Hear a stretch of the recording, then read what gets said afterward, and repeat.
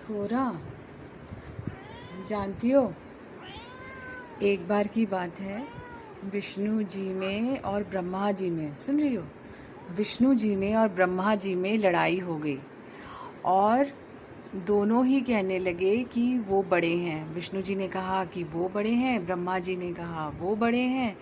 और फाइनली ऐसा हुआ कि दोनों की लड़ाई, सुन रही हो, दोनों की लड़ाई इस तरह बढ़ गई, सोरा, दोनों की लड़ाई कि फिर शंकर जी को आना पड़ा।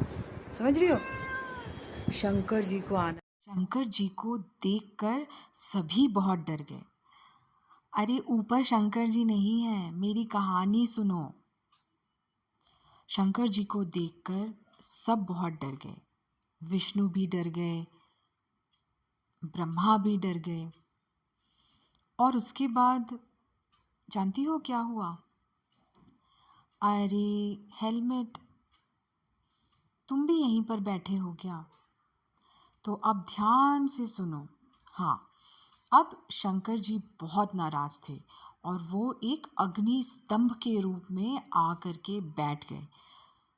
तुम जानते हो, ये अग्नि स्तंभ इतना बड़ा था कि इसका आदि और अंत, यानी इस स्तंभ की शुरुआत और इसका अंत किसी को समझ ही नहीं आया।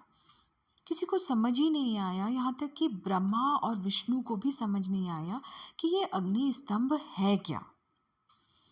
और फिर जब उनको नहीं समझ आया तो ब्रह्मा जी ने यह फैसला लिया कि वे स्तंभ के ऊपर की ओर जाएंगे और विष्णु जी स्तंभ के नीचे की ओर जाएंगे। और इन दोनों में एक रेस छिड़ गई कि सबसे पहले कौन पहुंचता है। अब ब्रह्मा जी ऊपर की ओर बढ़े और उन्हें कुछ समझ ही नहीं आया कि ये कहाँ जा रहे हैं। सुन रही हो ना? और वो ऊपर बढ़ते चले गए और वो थक गए। और बीच रास्ते में जानती हो उन्हें क्या मिला? केतकी का फूल। केतकी का छोटा सा सुंदर सा फूल होता है।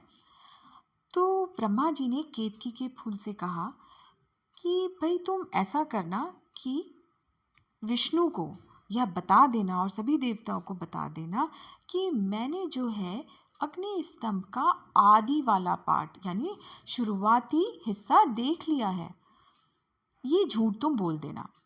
तो केतकी का फूल तैयार हो गया और उसने नीचे पहुंचकर अग्नि स्तंभ के सामने विष्णु जी से कह दिया कि उन्होंने आदि पार्ट, ऊपर वाला हिस्सा इस अग्नि स्तंभ का देख लिया है और इस तरह वो विष्णु से बेहतर हैं। अब शंकर जी को आ गया गुस्सा और वो अपना विकराल रूप लेकर आए और उन्होंने ब्रह्मा जी को श्राप दे दिया और साथ में श्राप दिया केतकी के फूल को भी कि तुम्हारी कभी पूजा नहीं होगी। यदि ये कहानी आपने पहले नहीं सुनी तो आप हमारे चैनल को लाइक, शेयर और सब्सक्राइब जरूर करें। जय महादेव, जय श्री कृष्णा।